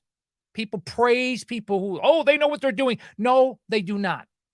And you can go ahead and send me the hate mail, whatever. They do not, because 99 cents, and people say, well, we had to do that. No, the book company didn't. The book people turned around and said $10. Yes, we'll give you some old books to put up for 99, but our new books will be $10. We, on the other hand, are handed down. And when the majors make a decision, they're not thinking about us. They hand it down to us, and we get stuck with it. So now all of a sudden you have a business model, and the bottom has fallen out again. So if you were selling, do the mathematics, 5,000 CDs times $4, you were making $20,000. The people always kept on thinking, and this is the best story I was told. Well, don't worry about it, George. You'll sell more because more people on there. No, you need more marketing dollars to be able to reach more people, to be able to sell more people. So you still got the 5,000 people. All that's happening now is they're buying it for 99 cents. So you were making 20. So now you're making $5,000. Keep it going. Keep a staff going. Keep everything going. So that's your question on your staff thing. So everybody that wants to send the hate mail, 1-800 hate me. Send it right there. But he's talking the truth, and the truth is, the question that I was going to ask is, now that you didn't have what we call the expense of manufacturing costs, because that was the big trade-off from everybody. Oh, you don't have manufacturing costs. And I love that question too. That's a great Go question. ahead, Georgie. I know that answer, but please share with everybody in the world. Here we go. So we don't have the thing, but we have to now buy all these new computers.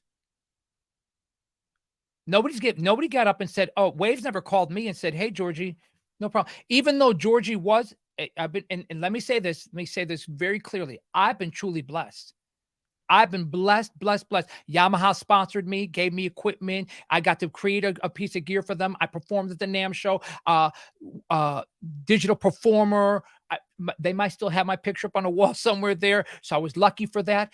But when it got into the game of like, okay, you got to build your own studio now. You got to build the whole studio. You got to buy all the gear. And then when it got digital, to this day, oh, $1,000 for this. And I know people say, oh, but you can get the knockoffs. Knockoffs work for about 2 weeks and then they're done. So the expense became so heavy on the thing, but nobody ever took out the most important part. Let's even say, forget the equipment. Marketing dollars. The promo people didn't come down on their price. They were still at 10 grand, 3 grand. Everybody was still at their numbers, but the labels are like, wait a minute, you can't absorb all this. Where is it going to get absorbed from? We're not selling the records. And you just got creative. And I'll give you one of the things we did. We went out and we were like, look, we're going to get very creative here. We got to figure this out. We got to go to general public. So we started going after all the health clubs and everything. So all the people that talk, from the jazzercise people, and we started pushing house music there. And people were like, are you crazy? And guess what? Got our records back on the charts. We were back on the iTunes pop charts now. We're on the dance charts at the top. And you're like, what is he doing? And again, survival mode.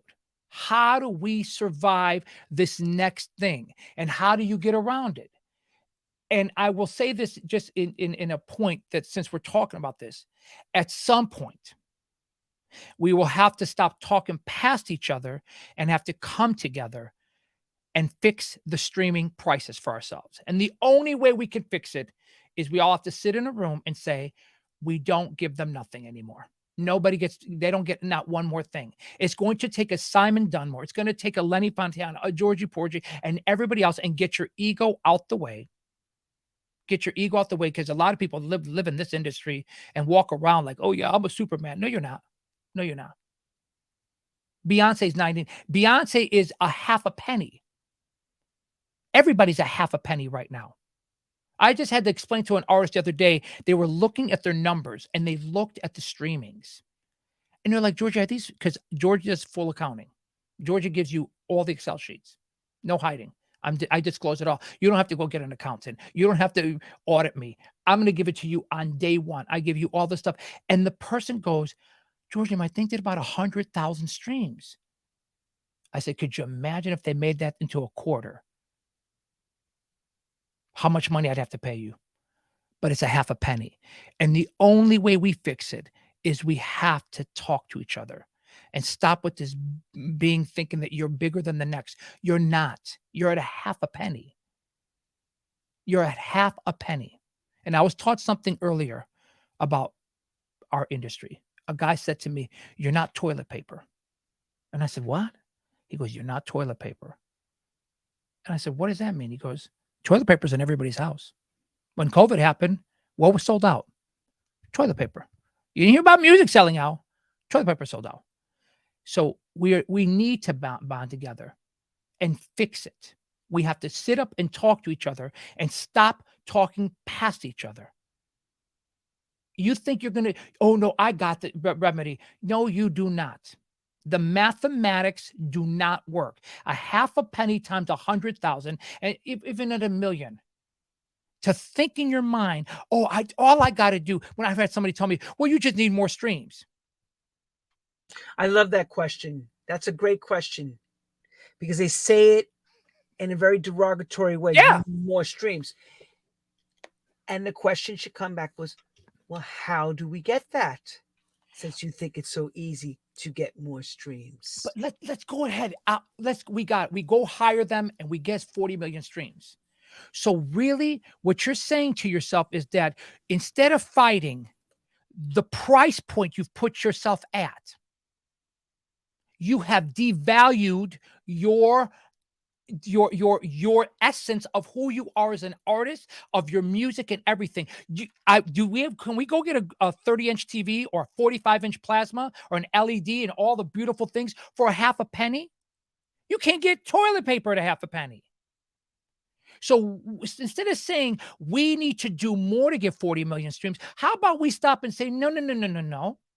You got to pay us for our streams, period. Or cut us on the back end, like the majors are in. I'm sorry, the little hidden secret, the majors get a check every single week from Spotify and Apple. I mean, every month. They get a third. The big three get it. Yep, the big three get a big check. Everything. That's why they don't care about music. They don't care about A&R and stuff like that. And so when you come back to house music, the bastard music. Here we go. And the music that has been through it all. And you're speaking to somebody who has lived it one step at a time. And the new thing they'd like to say, beyond the streams, you need more. Oh, if you just had more Instagram followers. And I just tell them like that. So more Instagram followers is going to make me better on the tables? No, stop that. Stop all that nonsense. And people need to stop that. Stop all this bot. You can buy bots all day long. There's people who write me every single morning and says, "Oh, do you want 500 million people to do this?" They're not real. I want real people following me. I want real people. See how this chat is going bananas, and they're here and they've been here this whole time. We've been talking now for an hour and 35 minutes, and people are hanging out with us. That's real. Oh yeah, no, this is real. This is real, and it's educational. Everyone, like PBS. Brings you right into check channel. It's like your public broadcasting moment. We got to go right for it. Let them have a swig of water. And let me tell you something. And what it's put us into, I'm going to tell you where it's put us into. It's put me and myself into is we have to go out now and create. Like right now. Here's the next question. You know, we're going to talk about this because you got producers. But I want to say this. I did say one thing. We've had to go in this moment, and I want you to hold your thought on that. But we had to go out and create. So now, because the streaming thing doesn't work, now we go out and we have to create festivals. Like right now, we're doing a massive festival in Cyprus called Ask.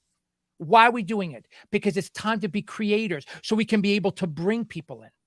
Hang on. I've had to go on and grab people and say, let's go do this. People and say, we have to create festivals. We're going to create shows in Chicago. Before you got on, what do we talk about? Georgie, I want to come back to Chicago. And I said, you know what, Lenny? Yes, we're in the process of creating something. And why we have to go now create all these things is because we refuse to go fix. You can't fix what's already broke. It's too far. Exactly. You got to change. You got to make a change. But here's the thing back to the marketing dollars. Georgie sits in an expensive studio, right? Tracking vocals, whatever this is, the project doesn't make a difference.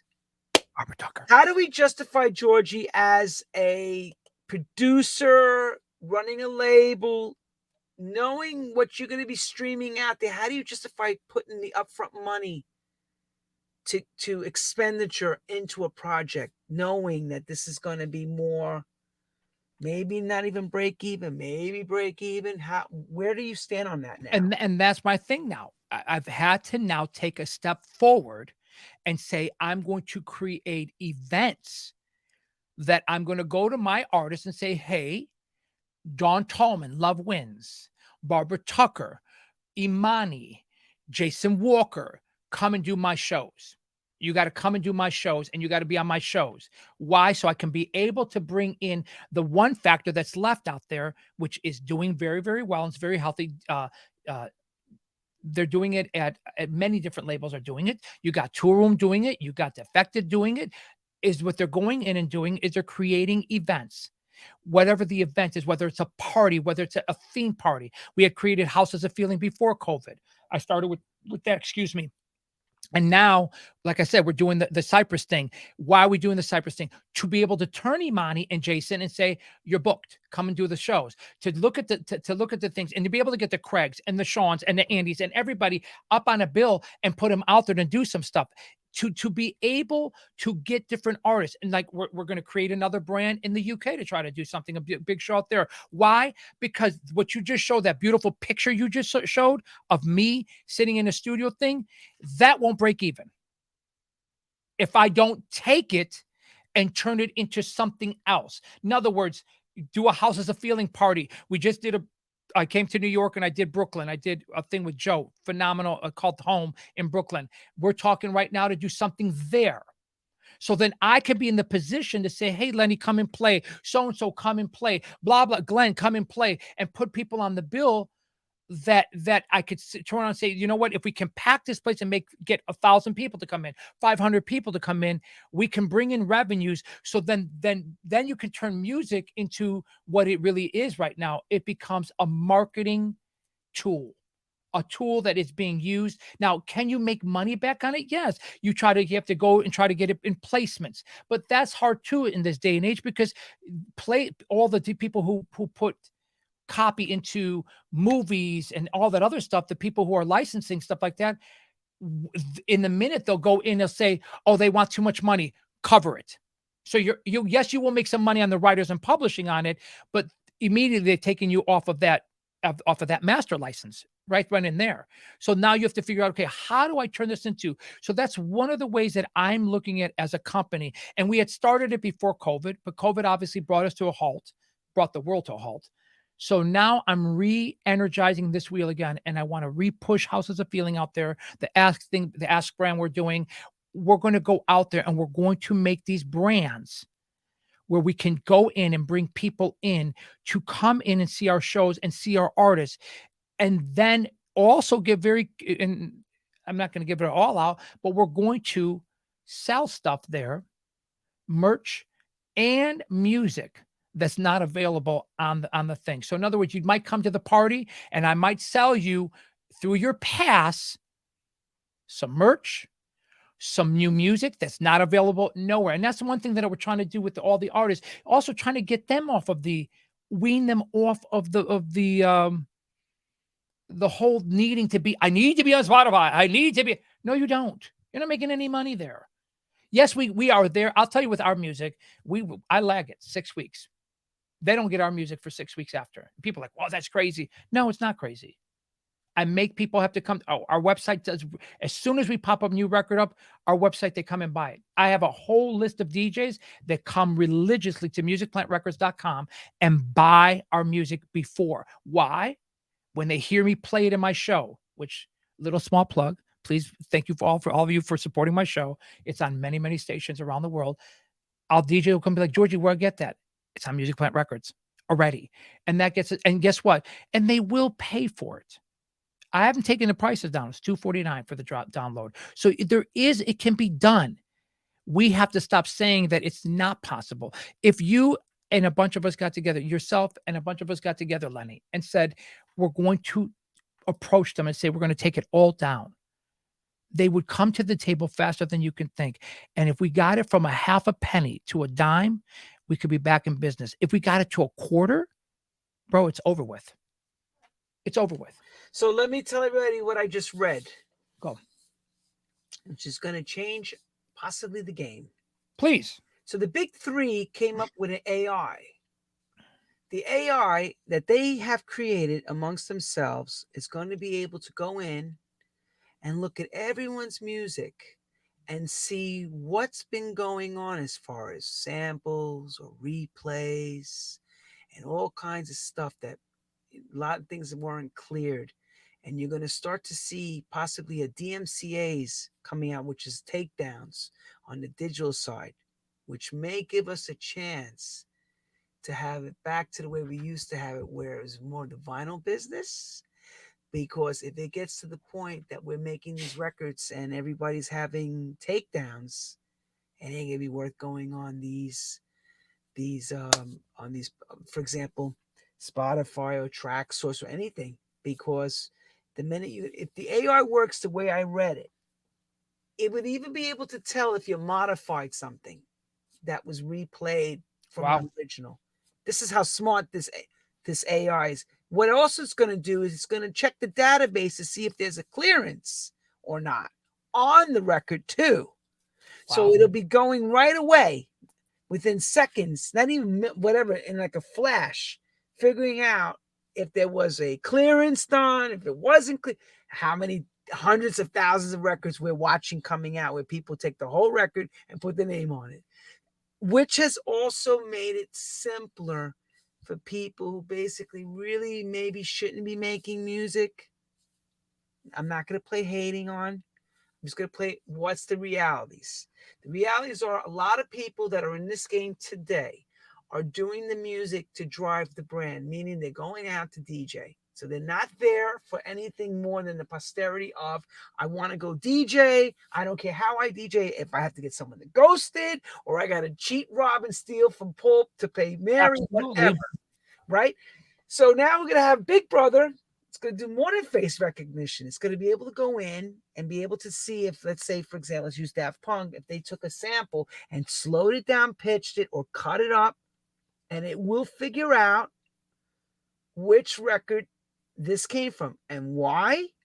Because over the last 15 years, the big three have been buying everybody's catalogs with a reason. And I knew there was a reason for it. And now we're going to maybe find out another minute. This may help guys like me and Georgie that we have worked with musicians, we play stuff, we know how to do things. It's possible it can help us, maybe not. We shall soon see if it's going to be a blessing or another draconian change. And I mean, you ain't lying with the word draconian. Let me tell you something. Draconian because when Napster came out and the World Trade Centers dropped, I watched our business fold. A&R people, those are maybe a little younger watching this show. That was a time in 2001 when that happened. It was an instant, like a flash in the pan change where imagine you had a job, you were making $65,000 a year as a promotions man or whatever you made, $65,000, $45,000, $80,000 A&R at major labels in dance departments. Now all of a sudden, these World Trade Centers come down, and now our music, everyone's music is available free on this thing called the internet, right? What changed? Boom. Why should I pay for stuff anymore? Why am I paying for it when I can go to get it for free? Here's what happened. Jobs got slashed all over the place. People got fired. You remember, Georgie, how many people we knew were gone? Listen, that's how I was able to. I literally hired everybody. Yeah, as soon as Chicago. So no, I'm not lying. As soon as that happened, I got on the phone, and that's how I was able to. I called Bobby. Bobby was sitting at home. I said, "Do you have another room?" And he goes to me, "What do you mean I have another room? You need another room. Make sure it's an office. Start working my records." George Hess was ready to quit. He was making barbecue sauce, hot sauce. And I said, okay, leave the hot sauce on the thing. Come on, go work the records to pop and do it. Harry was always with me from the beginning, but literally it was one person after another. I was able to pick up the phone because the majors had sent everybody home. Everybody was fired. Canned. Everybody was gone. Companies, independent record labels shutting down. It was crazy. I remember having that conversation with Georgie around that time. I was like, what are we going to do? He says, we just got to weather this out. I don't know what we're going to do. I remember you and I were talking at that time. We were like, what the hell are we going to do with this now? And honestly, it's been like that the whole time. And the biggest thing that doesn't happen, I'm happy you're doing this, is there's no, outside of talking to yourself and a few other people, everybody else walks around this industry like, oh yeah, everything's great. Shut up. It is great. Here in their brain. But let me show everybody something. The pocketbook. Yeah. A little empty. Especially like, Georgie said it. You get a remix 20. Okay. Perfect example.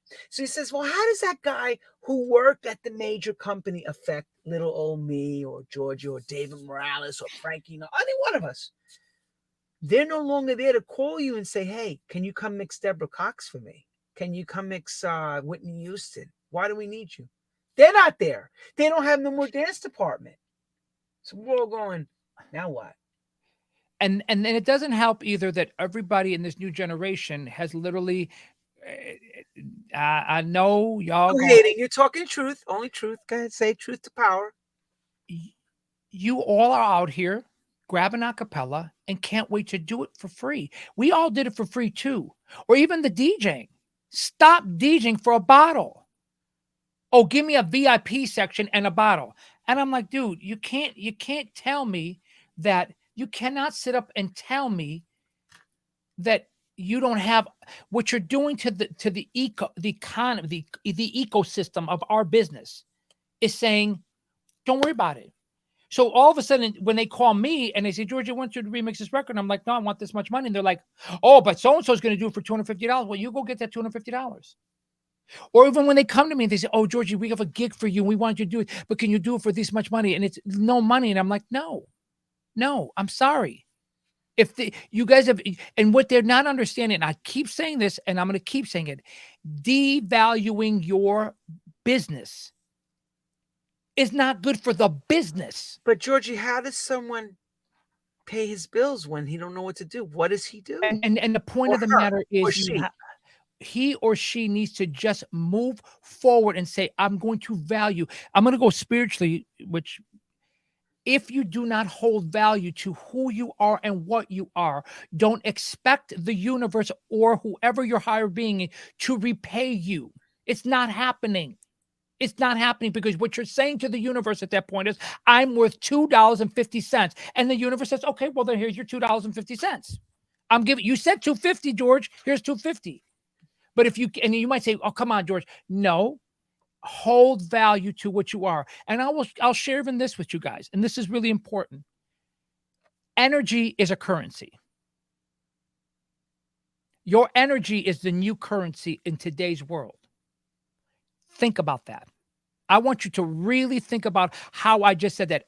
Energy is the new currency for the world we're living in. Be smart about it. Be very smart about how you extend your energy out. So if you're out giving free remixes constantly, I'm not talking about person getting in the game. I did tons of them. So no disrespect at all there. Please, in the beginning, I used to, going backwards. You want me to go backwards? Peter Black, I would pick up, God love him and God rest his soul, one of the most brilliant keyboardists, great producers behind a lot of house music back in the day, DJ International.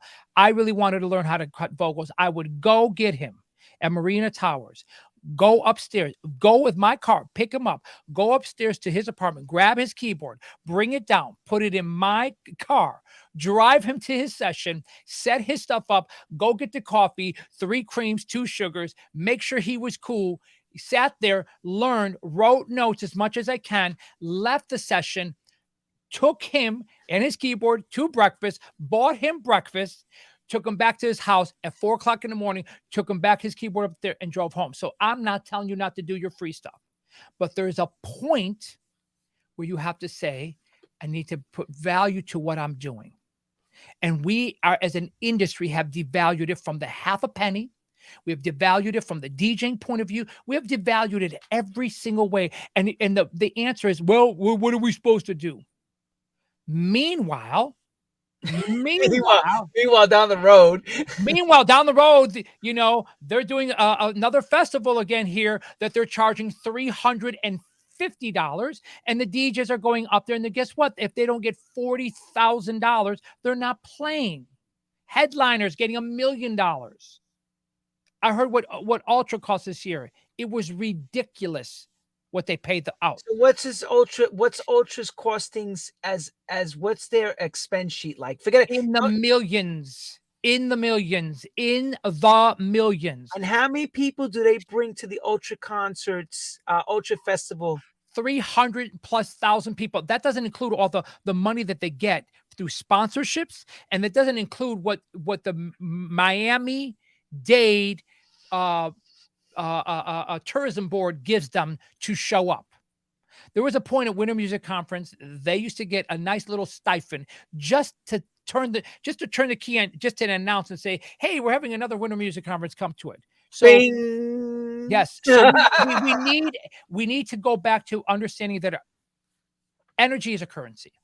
So let me just tell everybody, and the award goes to Georgie Porgie for telling the truth on True House Stories. Rocky Jones gave me that. I got to tell you that I love God my bless Rocky. Rocky Jones. Rocky Jones surprised me. I was doing the first year we did a Pritzker Pavilion. They did a house thing out in the thing. 40,000 people showed up. And, I went and did my show and I was walking out the door and I did, Georgie, come back. And I came back and Rocky surprised me and gave me a whole big trophy. So I love you, Rock. Thank you. Squishy, I love you. Pat, I love you too. I send you light. I'm sorry, I had to say that. DJ Bell's been on the thing. I want to leave you here because I don't want to let, because we're going to bring you back again because you gave so many golden nuggets of great information. Where do you see this, and without dogging EDM, because EDM is here to stay. No. It's up and down. People say it's done. It's not really done, whatever. Where do you see this going for everybody? And I won't let's not call it EDM because it's going to a whole nother place. What it is that festival music, because that's another thing. Let's be real about that too. That only gets played at the festivals. I can't go put an EDM record out because the DJs at the festivals are only playing their own stuff. True. And they only play their own stuff that they made. So they're basically eating and consuming. So they're the product they're putting out, they're eating and drinking and putting it back out. Yeah. They have their own little ecosystem, and that's not going anywhere. What we need to do is create our own ecosystems that feed our music to people that come to our events and crawl, walk, run through it. I give a lot of credit to a lot of different people out there doing it. Like, again, I'm going to give credit to him where he's done the glitter box party. That's creating an ecosystem that feeds your people and continuously keeps on feeding it. I want, for us, Lenny needs to do it. Georgie needs to do it. Everybody needs to do it. We all need to create our own ecosystems that consistently feed our own. And just like what they do, you don't see house people running to them. They got their festival goers that come from everywhere, and they put on a show every year for them. 300,000 people, 200,000 people show up. We need to start, and it's okay if you started off and you only had 500 people come to your thing. So what? 500 will turn into 1,000. 1,000 will turn into 2,000. 2,000 will turn into much more. Listen, it really does happen. So my thing to you is, because I also want to leave people on this main note. Yes, we've talked about the struggle and the beautiful things that happened, and it was unbelievable. We're on radio, and then we've gone down and we've gone up and down. I'm here to tell you that I believe with all certainty, with every ounce of my being, house music has never been much stronger ever. It is blowing up, and it's being injected with such new people, from the Hugos doing the tech house, the Latin Afro house stuff that's happening, the Afro tech house stuff that's happening. It's big. And they need to know that people like us, like yourself, and especially myself, we've always evolved. And that's one thing I want you to get from my whole story today. I've always evolved around the next sound of music. A lot of people will be like, oh, George, we wanted to play, we want to book you, but you're not. Have you heard my last set? Did you listen to the show? Yes, I play the tech house stuff because I love it. I think it's wonderful because they're coming in. Now, yes, is there harder stuff out there? Of course. There's always going to be different types of music. But our house music that we know it as I've never seen it stronger than I have seen it now with the disco stuff that's happening, that whole disco feel stuff, the stuff that you're doing. All that stuff is on fire right now. And here's the beautiful part of it. The younger generation is showing up to it now. My niece is going out to parties, and she's going to I know. I'm noticing it. They're liking the music now. Oh my God. When I just did New York, I did Brooklyn, the room had my niece's age was there, and I was like, yo, they really love it. It's about time. And that's phenomenal for us. That's phenomenal for us because that means there's a want and need for it. We just have to do the most important thing. Stop devaluing it. Value you who you are. It's okay to say no. It's going to be okay. If you're at that point, and I'll say this in closing, if you have to, don't sell your art. Go get a job and go work at a job. Hey, listen, everybody. Nancy Reagan said it. Just say no. Oh my God. You all remember that, people? Come on, Yes. raise your hands. You remember when they said crack is whack? Just say no, but this is different now. Value yourself as a being, as a commodity, as an important part to what everything is around you. Do not devalue, and he's right. Know your place. If it's going to bring you to the next level, and it's something like he said, he used to go see Peter Black and grab him. And I always remember How Far I Go, that record. It just is sitting in my head, How Far I Go, Peter Black, Jack Tracks, all those records. There you But, go. you know, everybody has a place. I call it's like the house university. It's like there's moments where you're getting an education or something's going to make your a life-changing experience. That's what he's talking about. He's not talking about, going getting some beers and hanging out and like playing a couple of records. That's different. We're talking about there's moments in your life where you go, whoa, this is where the light turns on. This is going to be the moment things change for you, possibly. You have to acknowledge that and move forward. Georgie, you do have Lenny. one mixed show in the world, Georgie, as far as everybody has told me. You do have the number one mixed show around the world, as far as I know, because it goes everywhere. And I have to give Georgie a lot of credit. When COVID kicked in, he was coming every week with something and talking to all of us and screaming on that microphone. We're going to make it. We're going to make it. I know something. God damn it. We made it. We made did. it through. We're here. We're on the other side, right? And now we're ready to party. Come on, Summer. We're going out. We're going to do this. Be everywhere. I'm going out there. Going to Cyprus, going to the UK, going to Italy, going to Mykonos, going to go to Greece. And I can't wait to be out there. All right. Can't Well, wait. I love where you to all. catch musicplantrecords.com. musicplantrecords.com. As for me, Lenny Fontana, and I'd like to give Georgie Porgie a big hug and a big thank you. Remember, to get all the news and all the inside track, True House Stories is your first and last stop. We don't make it up. We just tell it. On that note, next week, Craig Bartlett from La America. Wow. We're going to Swansea area. I love Craig. La America awesome, next week. Craig Bartlett's coming on. And all of you, good night, Tata. Auf Wiedersehen. Gute Nacht. Bye, everybody. Thank you. Love you all.